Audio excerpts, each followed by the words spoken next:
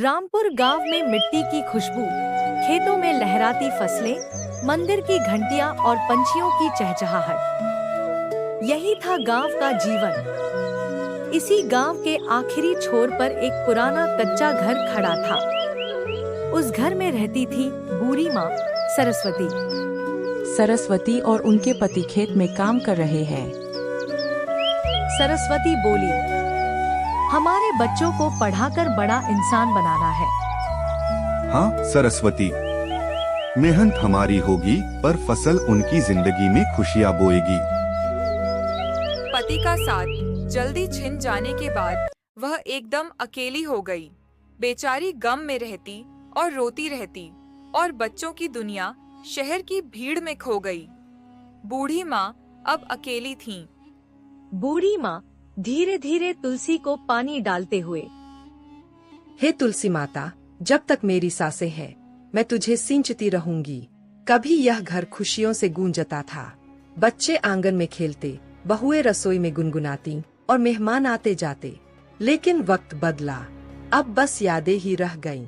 कुछ दिनों बाद बच्चे आते हैं और कहते हैं, दादी माँ, हमें कोई कहानी सुनाओ। बूढ़ी माँ प्यार से कहती है, ठीक है, सुनो। जब मैं तुम्हारी उम्र की थी तो मिट्टी के खिलौनों से खेलती थी, पेड़ों पर चढ़ती थी। बच्चे कहते हैं, दादी माँ, आपको डर नहीं लगता था।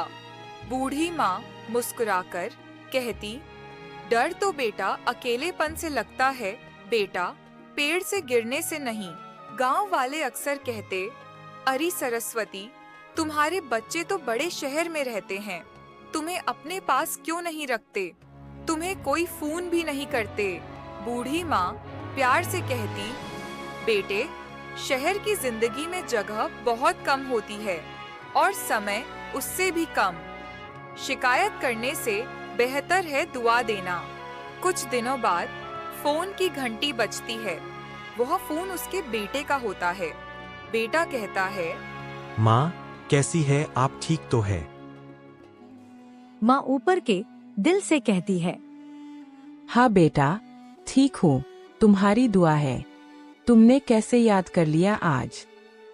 असलियत यह थी कि माँ को कई बार दवा के पैसे भी नहीं होते थे, लेकिन उन्होंने कभी बेटे से कुछ मांगा ही नहीं।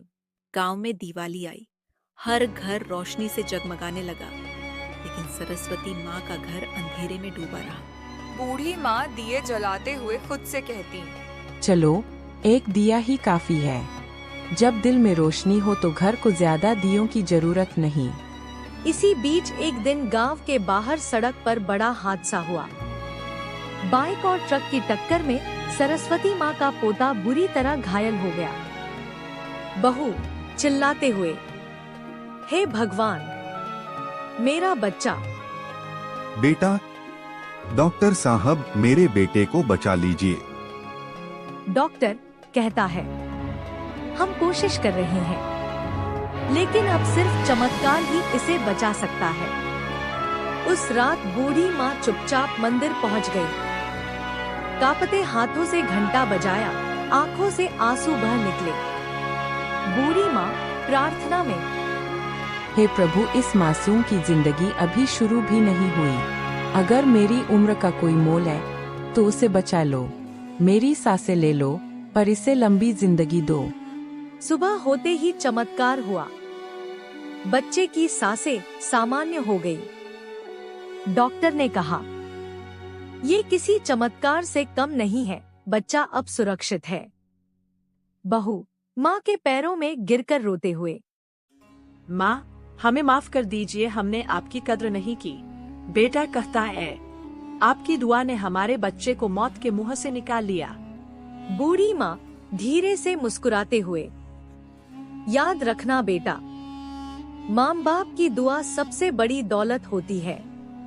उसके बाद बेटे भू ने माँ से शहर चलने का आग्रह किया, पर माँ ने मना कर दिया। नहीं बेटा, मेरी जड़ें इस मिट्टी में है, यही मेरी दुनिया है। बस इतना वादा करो कि अब मुझे कभी भुलाओगे नहीं।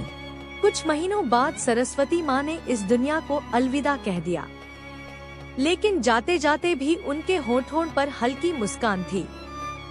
जैसे कह रही हूँ।